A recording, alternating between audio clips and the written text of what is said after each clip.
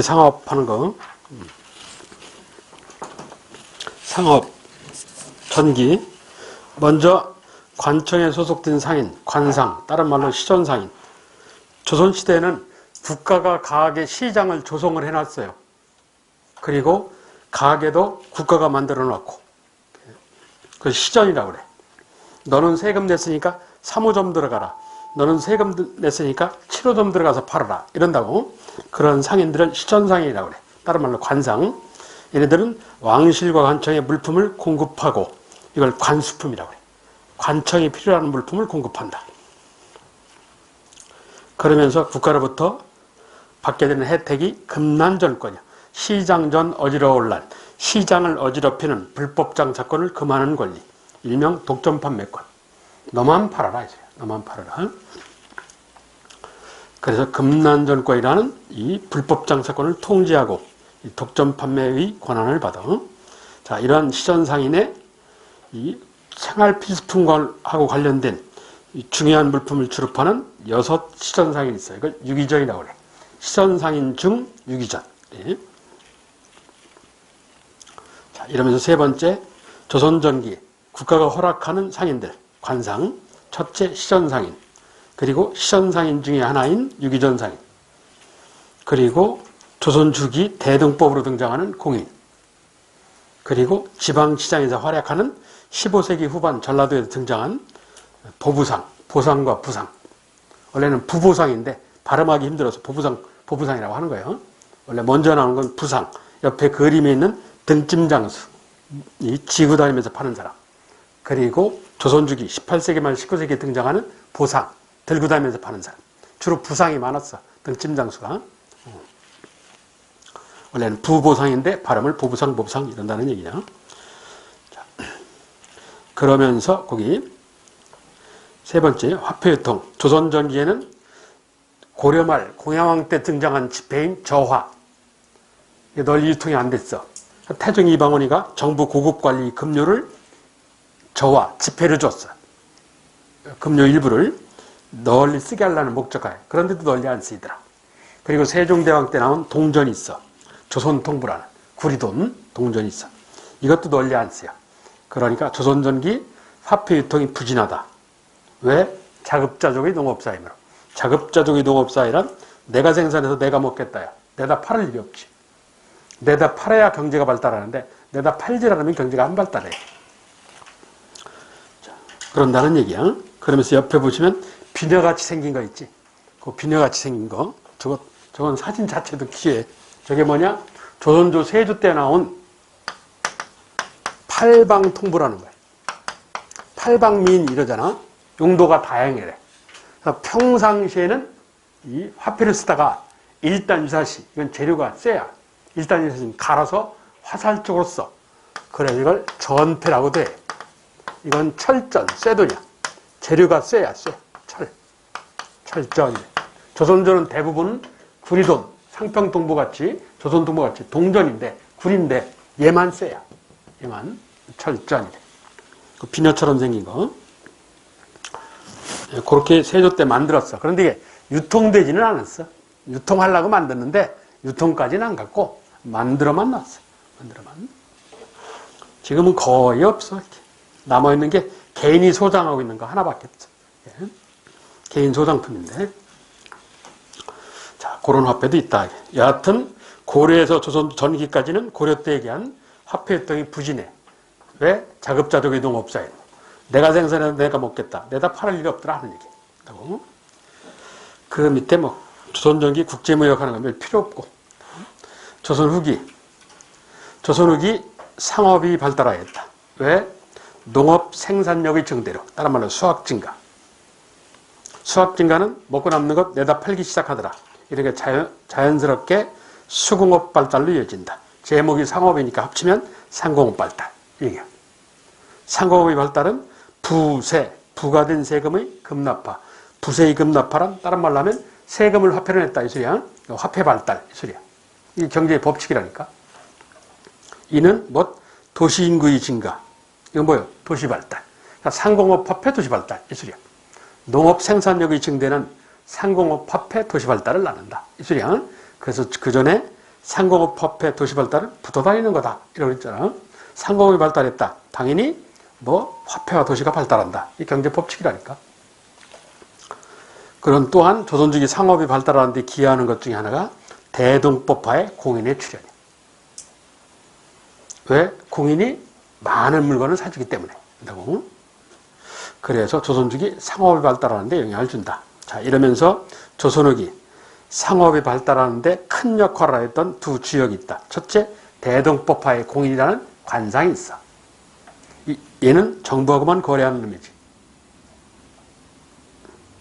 그리고 사상이 있고, 조선주기 정부 통제력이 떨어지는 시기라 사상, 다른 말로 자유상인, 다른 말로 난전상인, 다 같은 말이야.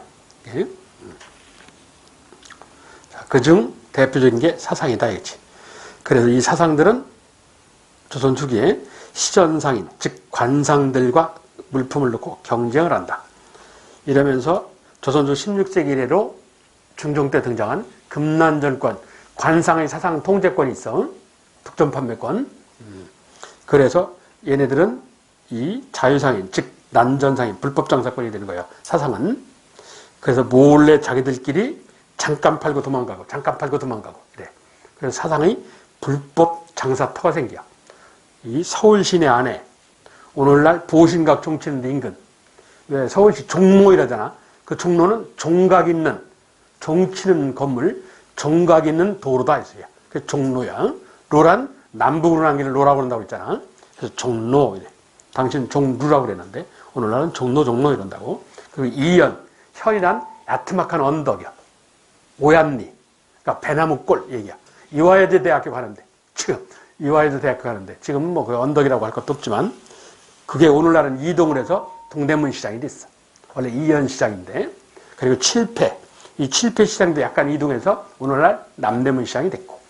서울 시내 안에 불법 시장이 잠깐 시장이 형성돼. 오늘날 종로 3가 쪽, 그리고 동대문 시장, 그리고 남대문 시장 이렇다는 얘기야. 일반적으로 금난전권은 이런 거야. 자, 이게 서울 들어오는 남쪽문 유명한 남대문, 숭례문이야. 그리고 북문, 동문, 서문 이렇게. 여기에서 심리가 떨어져서 요까지 금난전권 지역, 요까지. 서울 시내에서 심리까지 영향을 줘요. 그래서 여기서는 난전상인들이 사상, 자유상인들이 암만 장사를 해도 상관이 없어. 근데 이 안에 들어와서 장사하면 관상이 사상을 두드려 팰 수 있어. 물건을 뺏어도 되고. 한다고. 이게 금난정권 행위라는 거예요. 이게. 그런데 일부 장사권은 목숨 걸고, 왜 사람이 이쪽에 아무래도 몰려있으니까 장사하고 얼른 도망가고, 장사하고 얼른 도망가고 이런다고. 그 시장터가 세 군데가 있다 소리야. 서울 시내 안에. 그걸 아까 뭐라고 그래? 종로, 이연, 칠패. 이런다고. 서울 시내 안에서 형성된 거야. 그런데 새 가슴들은 이 금난정권이 피해를 피해서 요 밑에 남쪽 지방 여기서 시장을 형성된 거지. 사상의 시장을. 요게 유명한 송파시장이라는 거예요. 송파시장. 지금은 서울시가 커지면서 서울시 송파구가 됐어. 그래서 얘가 서울시 송파구가 개발이 되면서 얘가 이동을 했어. 이 시장이. 그래서 오늘날 서울에 보면 가락동 농수산물 시장이라고 있어요. 그 가락동 농수산물 시장이라는 게 송파시장이 이동한 거예요. 지금. 그래서 금난정권이란 이 수도에서 심리까지가 금난정권 지역이야. 즉 관상의 사상 통제 지역이야. 네. 자, 그러면서 이 금난정권이 이 피해를 피해서 세 군데 서울 시내 안에 장세가 형성됐다 하는 얘기야. 자, 그러면서 디귿 금난정권 철폐. 1791년 정조임금이 신해년에 상업에 있어서 금난정권 제도를 폐지해. 금난정권 국가주도경제, 폐지 민간주도경제. 얘기함. 단 유기전상인 빼고 생활필수품과 관련된 6업종 유기전상인은 혜택을 계속 주고 금난정권 통제를 해. 어물, 종이 이런 거. 나머지는 통제가 가능했다는 얘기야. 그럼 유기전상인의 혜택은 언제 철폐가 되느냐? 자, 유기전을 밖으로 빼서 1894년 갑오개혁으로 1894년 갑오개혁으로 폐지야. 혜택이 사라져. 그러니까 유기전상인은 100년간 혜택을 더 누렸어. 1791년에서 1894년이니까 103년, 100년 정도 혜택을 더 누렸어요. 수공업에 있어서는 동사무소에 가면 누구는 어디서 뭐 만드는 수공업자다. 그래서 관청에 소속된 장인 아까 관장제 이랬잖아. 그걸 폐지하는 거야. 이 관청에 등록된 수공업자, 그걸 공장안이라고 그랬잖아. 공장안 제도를 폐지해. 공장안 국가주도 경제, 폐지 민간주도 경제. 자, 이걸 합쳐서 신해통공이라고 불러요. 상업에 있어서는 금난정권 폐지, 수공업에 있어서는 공장안 폐지. 그러니까 자유경쟁 이들이야. 수공업자 상인이 자유경쟁 체제야. 아무나 고등어 팔아라 이들이야. 어제까지는 딱 지정을 해서 이 물건을 팔았는데 관상 너만 고등어 팔아라 이랬다는 얘기야. 예를 들면 근데 오늘부터는 아무나 팔아라 뭐 이런 식이야. 자, 이러한 조선주기 상업이 발달하면서 대자본가가 등장한다. 그 대자본가를 뭐라고 그러냐? 몰도 팔고 아까 도고에서 장사에 두 종류가 있어요. 왔다 갔다 하면서 돌아다니면서 파는 장사꾼을 뭐라고 그러면 상이라고 그래. 상. 행상 이러잖아. 보부상 이러잖아. 상. 그럼 왔다 갔다 하면서 장사한다는 얘기고 고 이러는 장사꾼이 있어. 한자라 여러분한테는 별로 안 쓰는 건데 고라는 건 뭐냐? 자리 잡고 가게를 내서 장사하는 사람을 고라고 그래. 오늘날은 대부분 자리 잡고 가게에서 장사하잖아. 오늘날은 거의 다 고야. 돌아다니면서 다니다 파는 사람이 별로 없잖아. 방문 판매원이 별로 없잖아. 오늘날은. 옛날은 거의 대부분이다. 방문 판매원이야. 자리 잡고 장사하는 사람이 거의 없었어요. 예. 그래서 앉아서 장사한다 해서 원래 좌고 이런데 자리 잡고 장사하는 사람을 좌고라고 그래. 좌고 중에 자본이 많은 사람이 있어. 그래서 이걸 몰도자를 써서 도고이라는 거야. 독점 도매상 줄이야. 조선주기 족돔 도매상이 등장하였다. 그만큼 상업이 발달했다는 얘기야. 대자본가가 나왔다는 건. 그걸 묘사하는 문학작품이 아까 얘기한 박재원의 허생전이라는 얘기야. 이러면서 조선후기 그 밑에 대표적인 사상, 불법장사꾼 첫째, 고려 말에 등장한 개성상인, 즉 송상. 의아도해군 이후에 등장한 이 개성의 옛날 이름이 송화가 아니야. 송악의 상인이 된 송상. 얘네들은 인삼 판매를 주업으로 한다. 전국에 지점을 갖고 있다. 그 전국 지점을 송방이라고 그래. 전에 신라방 하면서 한번 얘기한 적이 있는데 방이라는 것은 지역, 지점, 땅 이런 뜻이 있다고 했잖아. 송악상인의 지점 이쪽이야. 얘네들은 고려말 수입지출표를 만들어. 세계 최초로. 왜 오늘날 검찰 같은 애들이 어떤 회사에 들어가고 기업에 들어가고 삼성에 가고 이래갖고 파란색 검찰 박스에다가 이렇게 서류 같은 걸 잔뜩 갖고 나오잖아. 그게 북이라는 거야. 수입지출표. 그거에 송도 사계 치부책이라고 그러는데 줄여서 북이라고 그래. 수입지출표. 이게 세계 최초로 작성한 거야. 이거로부터 70년 뒤에 이태리에서 북이가 등장해. 서양은. 세계 최초로 수입지출표, 장사꾼의 수입지출표를 만든 건 개성상인들이에요. 그만큼 똑똑해 애들이. 그리고 대무역에 참여하였다. 이게 조선의 대표적인 상인인 송상이야. 조선의 대표적인 사상이야. 그리고 특이한 경강상이라는 사상이 있어. 경강, 서울경, 서울에 있는 강, 한강 이게. 지방에서 배를 가지고 이 국가 세금을 운송해서 먹고 사는 사람이야. 주로 대동법에 앉은 대동미를 운송해서 먹고 살아요. 그러니까 얘네는 전제조건이 배를 소유한 상인들이야. 그래서 선박을 소유한 상인들에 대해서 선상 이러는 거야. 지방에서 서울로 주로 운송업을 해. 그 운송이 뭐냐? 대동법에 한 쌀, 미국 운송이야. 거기 미국 밑에다가 대동미 이래. 대동법에 한 쌀, 대동미를 운송하고 먹고 살아. 그 배 한 켠에다가 울산에 갔더니 소금이 싸더라고. 소금을 사다가 서울에 파는 거지. 왜? 울산의 옛날 이름이 염포란 말이야. 염전이 많다고 그래서. 그리고 어물. 저 전라도 해남에 갔더니 짱뚱어라는 민물고기가 있는데 서울에는 없더라. 강원도에 갔더니 삼식이라는 민물고기가 있는데 매운탕 서울에는 없더라. 그걸 배 한 칸에 갖다가 파는 거야. 이렇게. 그래서 미국 소금 어물을 주 판매를 해. 이것만 파는 건 아닌데 대표적으로 그렇다.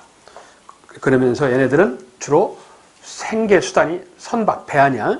그래서 나중에 돈을 좀 모으니까 조선업, 선박 주조업까지 참여를 했어. 단 대무역에 참여하지는 못했어. 그 정도 자본은 없어요. 대무역에 참여할 정도 자본은 없고 국내에서 이 교육을 했을 뿐이야. 그 경강상에는 조심할 사항이 대무역에 참여했다 이러면 틀리는 거야. 자, 조선족이 대표적인 사상 둘이야. 송상과 경강상이 중요해. 자, 그런 사상 중 포구에서 장사하는 장사꾼, 배 닿는 곳에서 장사하는 장사꾼 얘기를 이번에 해보자 이거지. 배 닿는 곳의 장사꾼. 첫째가 아까 얘기한 경강상이고, 경강상에는 대동법에 의한 쌀에서 이걸 실현하려는 사람이야. 그럼 실현하는 건 받는 애가 있을 거 아니야. 제품을 대동법에 의한 쌀, 대동비는 정부 공무원이 서울에 있는 창고로 옮길 거라고. 서울에 있는 창고로 옮기고, 그건 정부 해운청 공무원이 옮길 때고, 그 배 한 캔에다가 아까 뭐 소금하고 물고기 갖고 온다고 그랬잖아. 그걸 넘겨받는 장사꾼이 있단 말이야. 그 넘겨받는 장사꾼이 누구냐? 항구 포구에서 여관 여인숙하는 애들이야. 걔네들을 뭐라고 그러냐? 객주나 여각이라고 그래. 객주는 객상주인의 줄임말인데 떠돌이 장사꾼의 주인 역할을 하겠다. 여관주인 이 소리야. 여관주인. 여각은 좀 자본이 커. 호텔주인. 여각은 몰라도 돼. 객주만 알면 돼. 똑같은 거니까. 자, 객주 여각인데 객주만 알면 돼. 포구를 하나의 유통망으로 형성하였다. 포구와 포구를 연결했다 이 소리야. 그래서 얘네들은 그 배단 곳에서 여관업을 하기 때문에 상품 매매를 중개, 운송, 보관, 숙박, 금융 14개 업종이 활약해. 객주는. 엄청난 부를 축적을 해요. 주 업무가 숙박업이에요. 자, 그게 객주 여각이야. 자, 조선족이 대표적인 사상. 그러니까 세 가지를 기억하면 돼. 첫째, 뭐 개성상인 송상. 그렇지? 두 번째, 경강상인. 세 번째, 객주. 얘기야. 그러니까 경강상인과 객주는 뭐라고? 포구상인들. 배 닿는 곳에 장사치들. 얘기야. 그렇게 세 가지를 묶으면 돼. 조선족이 관상의 대표적인 사람들은 누구고? 공인. 대동법으로 나오는 공인. 한편 지방이야. 밑에 장시. 시장이라는 말을 뒤집어서 지방시장은 장시라고 그래. 15세기 후반 전라도 일원 무주진한 장수 쪽에서 이 장시, 지방시장이 형성돼. 그래서 왜 많으면 무진장 많다 이러잖아. 그러니까 무진장이라는 말이 뭐냐? 지명 이름이요. 무주, 진한, 장수. 머리 글자를 떠서 무진장이야. 그게. 그래서 무진장 많다. 그래서 생긴 거야. 그러니까 전라도에서 가장 대표적인 곡창 지역이야. 거기가. 그리고 전라남도 쪽에 하면 나주라는 유명한 데가 있고. 그래서 그 전라도 일원에서 장시가 등장하였다. 이랬다가 뭐 조선주기에 전국으로 퍼졌다. 뭐 얘기야. 장시 전국화. 그래서 처음에는 장시가 지역에마다 약간 차이가 있는데 15세기 말 16세기는 15일장, 15일에 한 번씩 장서는 지역이 있었고 10일에 한 번씩 장서는 지역이 있었고 이랬다가 16세기 가면서 이게 5일에 한 번씩 장서는 거로 자리를 잡아. 지금까지 그 유명한 5일장이에요. 오늘날 전국적으로 5일장으로 제일 오랜 역사를 갖고 있고 제일 유명한 데가 전라도 익산이야. 전라북도 익산. 익산에 북부시장이라는 데가 있어요. 가장 오랜 역사를 갖고 있어. 그때부터 계속 지금까지 오니까. 익산. 옛날 이리라고 불렀는데 지금은 이리가 익산이라고 지명이 바뀌었어. 옛날에 88년도 이리역에 폭발 사건이 일어난 적이 있어. 그 여길 때가 다 날라갔어요. 한국화약 때문에. 한화. 한국화약 줄여서 한화라고 그러는 거야. 그게 하도 전 세계적으로 유명해져갖고 안 좋은 거로 그 이름을 바꿨어. 한화로. 이렇게. 그 한국화약의 화약 제품을 실어가다가 담뱃불 집어던지는 바람에 그 기관사가 여기 날아가 버렸어요. 그게. 그래서 그게 원래 이리역이라는 데인데 그래서 지명을 익산으로 바꿨어요. 그래서 그 익산에 가보면 이리고등학교라고 있다고. 이리고등학교. 그 옛날 이름 이리니까 이리의 유명한 익산에 남성고등학교라고 유명한 학교가 있어. 또 야구로도 유명한. 그 원래 익산 옛날 이름 이리야. 그래서 그 익산 지역이 유명해. 자, 다음 넘겨서 조선후기 대무역 발달, 외국과의 무역. 첫째, 청과의 무역. 호란 때 17세기 중반. 청나라 요청에 의해서. 왜? 그리고 유목문화애들이니까 물건이 별로 없거든. 그러니까 조선한테 요청을 한 거야. 그래서 국경 지역을 중심으로 공적인 무역인 개시와 합법무역, 이걸 공무역이라고 그래.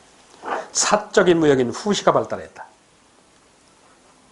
국가의 허락하에 개인이나 집단이 장사하면 장보고처럼 그건 뭐라고 그러냐? 사무역이라고 그래. 사무역은 합법무역이야. 공무역은 국가 공무원이 하는 거고 공무역이란 옛날에는 공무원이 무역을 했단 말이야. 그래서 공무역 그러면 국가가 무역한다는 얘기고, 사무역 그러면 국가의 허락 안에 개인이나 집단이 무역하는 거야. 그 대표적인 예가 장부고야. 그리고 밀무역 이러면 이건 밀수야. 이건 불법이야. 근데 조선주기 성행한 건 뭐라고? 밀수야. 밀무역이야. 정부가 이걸 통제 능력이 없는 거야. 자, 이러면서 첨가무역, 수출품 필요 없고 수입품. 이건 전에도 한번 얘기했어. 조선이라는 나라가 중국에서 수입하는 물품에 특이한 점이 있다. 뭐? 문방구. 이랬지. 문방구. 종이 벼루 이거. 문방구가 나오면 무조건 조선이 수입하고 있는 거예요. 한반도가 중국 왕조한테 수입하는 물품에 공통점이 있다. 신라가 당나라한테, 고려가 송나라, 원나라한테, 조선이 명나라, 청나라한테 뭐? 비단, 서적, 약재. 자, 그 수입품에서 하려 것이 첫째, 비단, 서적, 약재. 한반도에서 중국으로. 그렇지. 두 번째, 수입품에 문방구가 나온다. 이건 조선왕조가 수입하고 있는 거다. 됐어. 그리고 세 번째, 수입품에 화약이 있다. 아, 화약이라네. 유황이 있다. 유황.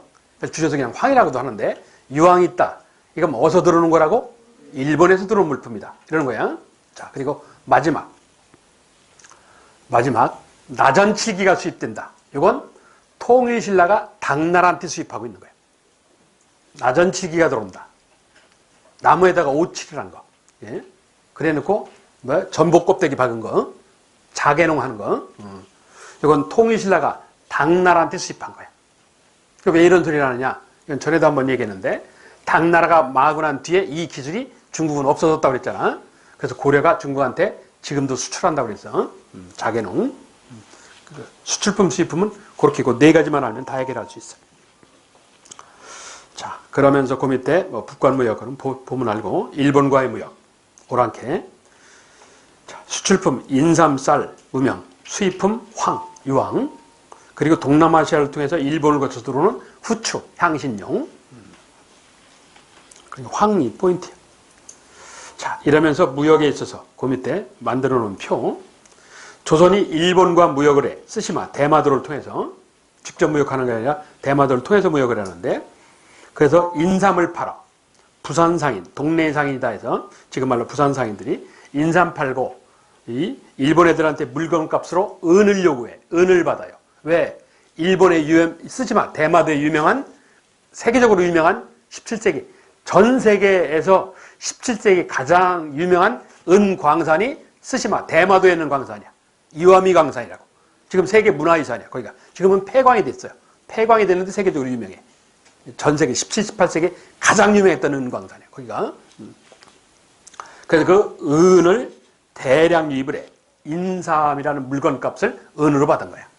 그럼 이 부산 상인들은, 동네 상인들은 은을 어떻게 처리했냐?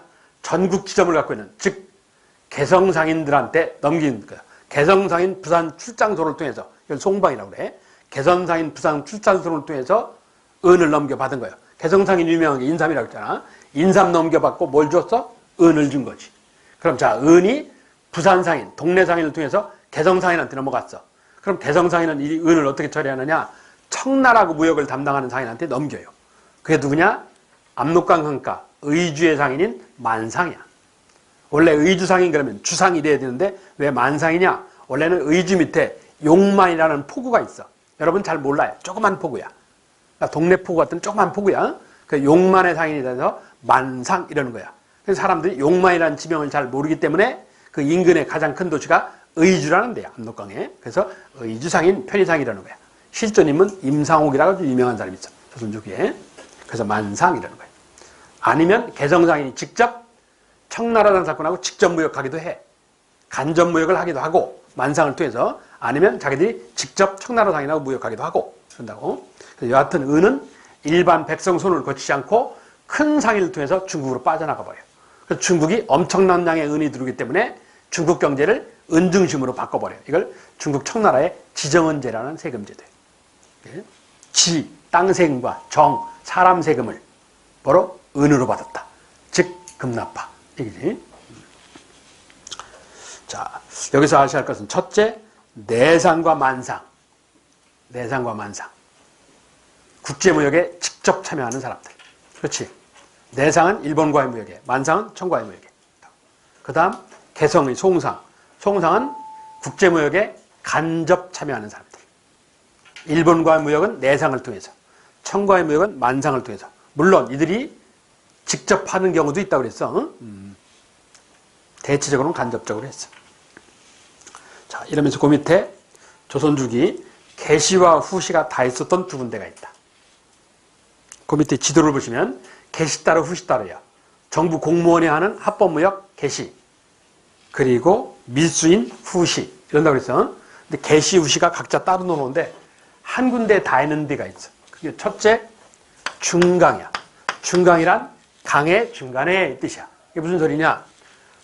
조선 사신이 최소한 1년에 4번 이상은 중국을 가요. 1년에 4번 이상은 1월 1일 날, 그걸 동지사라고 그래. 신년새에, 예? 동지사. 이 신년새에 올해는 복을 많이 받기를 빕니다. 이러고 하는 거예요. 동지사가 가고, 황제 생일날 가고, 그리고 뭐 정월 대보름 때 가고, 이렇게 한다고. 최소한 서너 번 이상은 가. 그러면서 조선 사신이 압록강까지 걸어가는데 한 20일에서 23일 정도 걸려.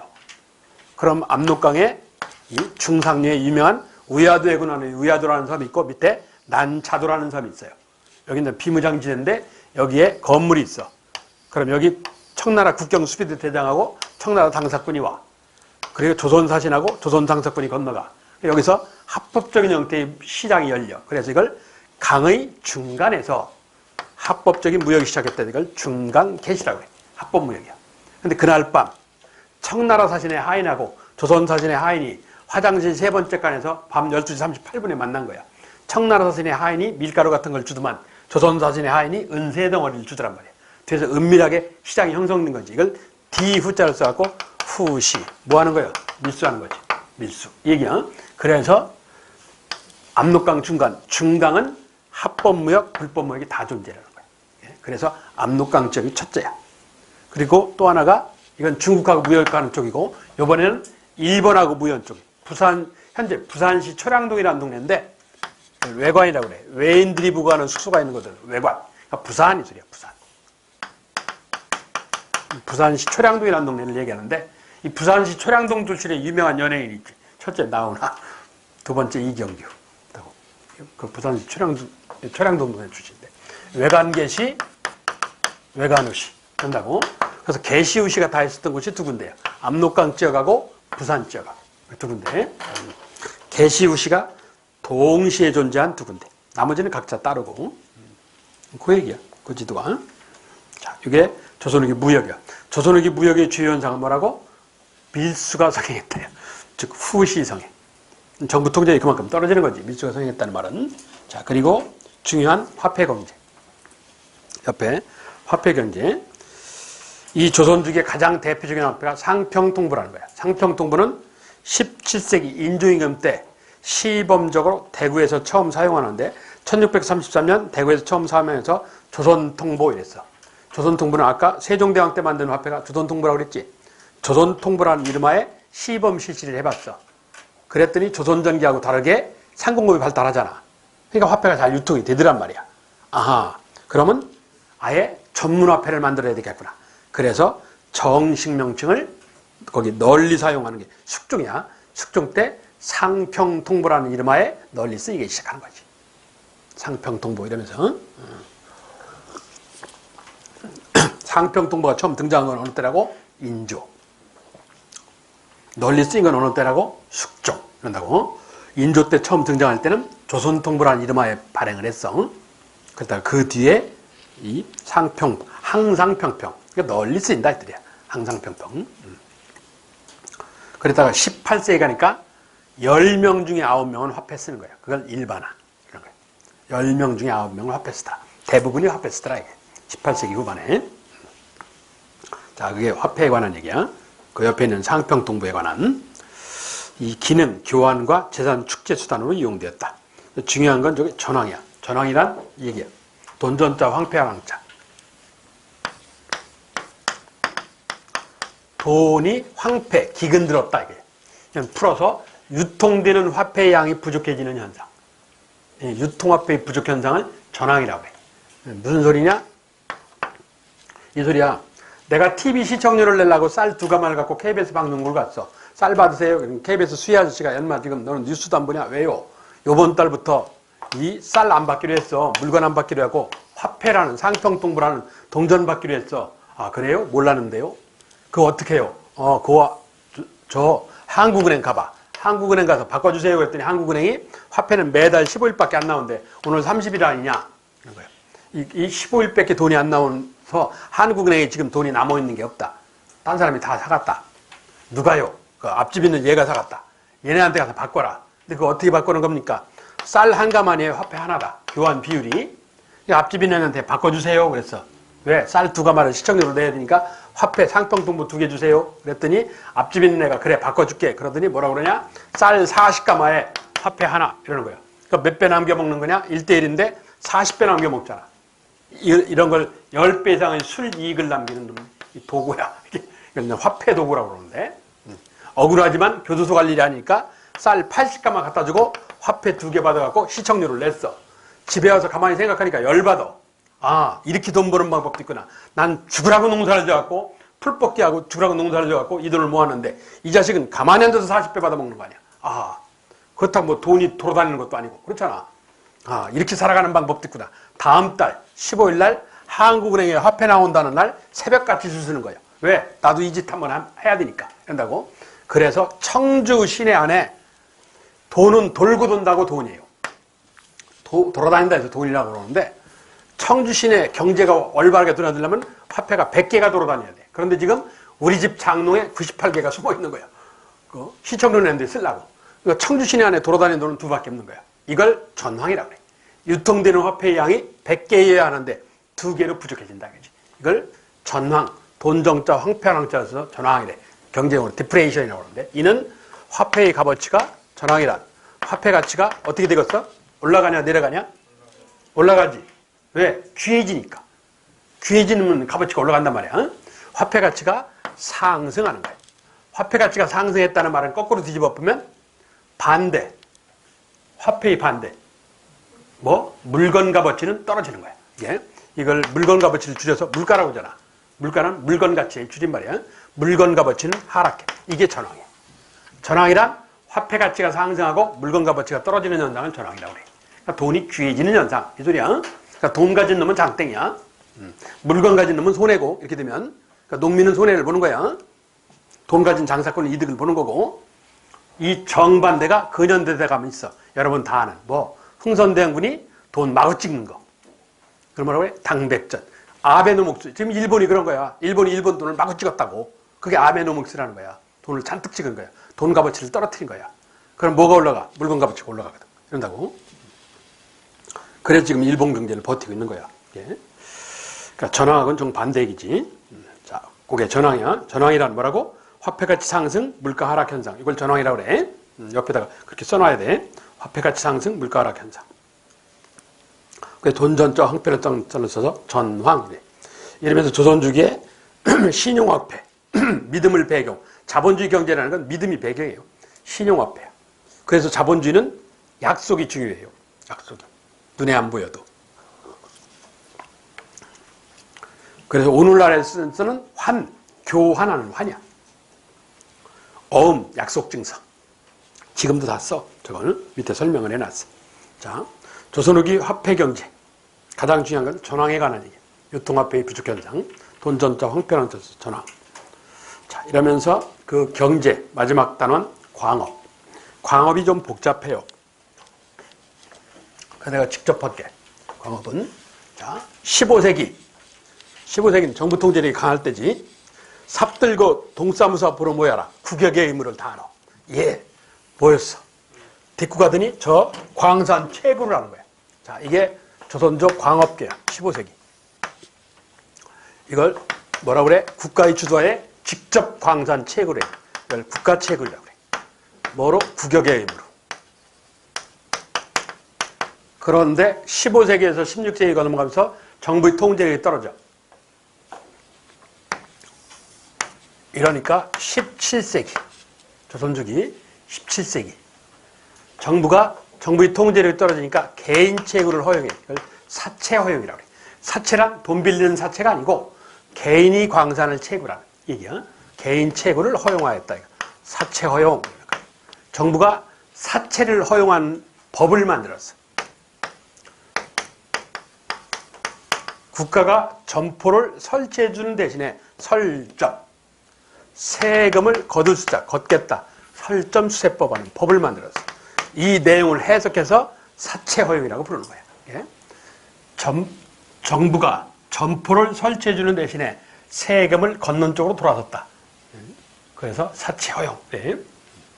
국가가 광산 채굴을 하다가 외란호란 양난 이후에 개인 채굴을 허용한 거지. 단 국가는 그럼 어떻게 했냐? 세금 받는 쪽으로 돌아선 거야. 예? 그랬다가 18세기 전반 영조 때 사채를 금지해. 개인 채굴을. 사채 금지래. 영조가. 그래서 왜 금지하냐 하고 물어봤더니 영조 때 금지한 이유가 뭐냐? 농업에 지장을 준대.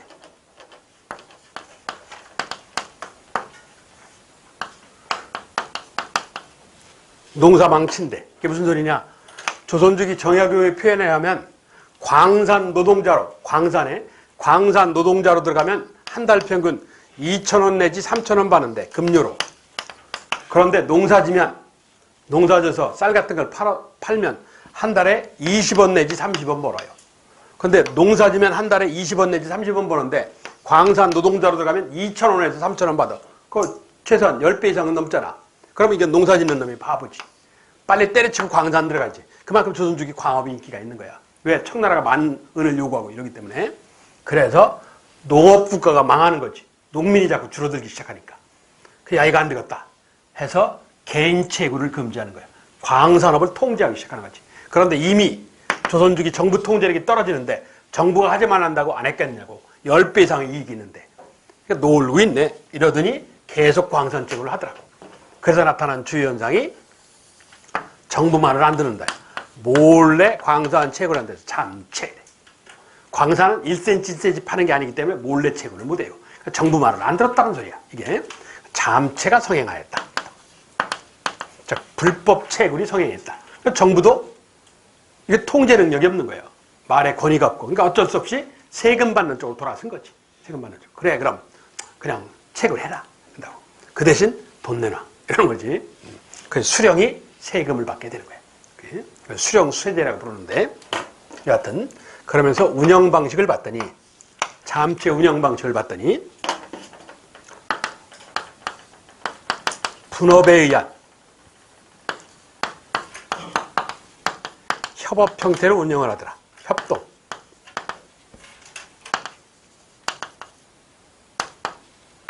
오늘날은 이게 상식인데 무슨 소리냐? 자본가가 이걸 물건의 주인이라고 그래. 물주라고 해. 물주가, 이 물주는 상인일 수도 있고 정부 고위 공무원일 수도 있어. 공무원이 뒤에 은밀하게. 오늘날도 그럴 거야 아마. 정부 공무원이 뒤에서 회사 운영하고 하다못해 이명박이란 대통령님도 회사 운영했잖아. 그렇지? 다 쓰라고. 오늘 대법원 재판 받을 거야 아마. 그렇지? 오늘 결론 날 거야. 그 구속돼야 되는데. 하여튼 이게 물주야 그게. 그러니까 물건의 주인. 물주가 자본을 대요. 돈을. 그럼 그 자본을 넘겨받은 조선주기에 전문 광산 경영인이 있어요. 전문직이니까. 이걸 뭐라고 그러냐? 덕대라고 그래. 왜 체격이 좋으면 떡대가 좋다 이러잖아. 그 떡대라는 말이 여기서 나온 거야. 덕대에서. 이건 뭐야? 전문 경영인이지. 광산 경영인이야. 전문가지. 이 덕대 밑에는 너는 이 구덩이 팔아, 너는 이 구덩이 팔아 해서 뭐 채굴업자가 있어. 이걸 구덩이 혈자로서 혈주라고. 채굴업자. 구덩이 담당. 이 채굴업자 밑에는 숙련공, 미숙련공, 견습공 이렇게 역할에 따라서 쭉 나눠져 있어. 그러니까 각자 역할이 이렇게 나눠져 있는가. 뭐요? 분업. 판매 이익금이 누구? 사장님한테 들어가는 거지. 물주한테. 그래서 분업에 의한 협업 방식, 협동 방식이야. 이게 오늘날 회사 운영 방식 아니야. 그래서 한국 사회가 자본주의 사회로 들어가고 있음을 입증하는 첫 번째 증거가 광업이에요. 그래서 이것의 의미가 뭐냐? 자본주의 경제로 이행이요. 자본주의 사회로의 이행, 넘어가고 있음을 입증한다. 한국 사회가 조선주기에 스스로 자본주의 경제로 넘어가고 있다. 그런 사실을 입증해봐라. 분업에 의한 협업 방식이다. 어디? 광산이. 얘기야. 이 얘기가 왜 나오느냐? 일본 놈이 지금도 우리가 너희 조선이라는 나라를 근대 자본주의 국가로 만들어줬다라는 것에 대한 반론이에요. 예? 일본이 한반도를 근대 자본주의 국가로 만들어줬다. 놀고 있네. 이미 조선주 후기에 우리나라가 자본주의가 나왔다 이 소리야. 예? 이게 국사교과서의 주장이야. 그래서 그게 중요해. 그게 광업의 주요 현상이야. 이러니까 조선주기 정부 통제력이 떨어져. 마지막 신분 변동에 따른 조선 후기 정부의 노동력 조달 방법. 조선 전기는 모여라. 왜요? 광산 채굴하게. 예, 삽들고 모였단 말이야. 조선 후기는 모여라. 안 와요. 정부 통제력이 떨어지니까. 그럼 정부는 노동력 조달을 어떻게 하느냐? 돈 주고 사야지 뭐. 그래서 뭐? 임금 노동자의 고용이야. 돈 주고 샀다. 이 소리야. 응? 그만큼 정부 통제력이 떨어지는 세상이야. 자, 이게 조선조 경제사. 조선조 경제사. 응? 한 장을 넘기면 조선조 사회사. 이것도 1시간 안에 해결을 할 거야. 이것도 중요한 게 딱 정해져 있으니까. 이건. 자, 잠깐 쉬었다가 사회사를 할게. 조선 사회사. 조선 전기 후기 사회사. 쉬었다 합시다.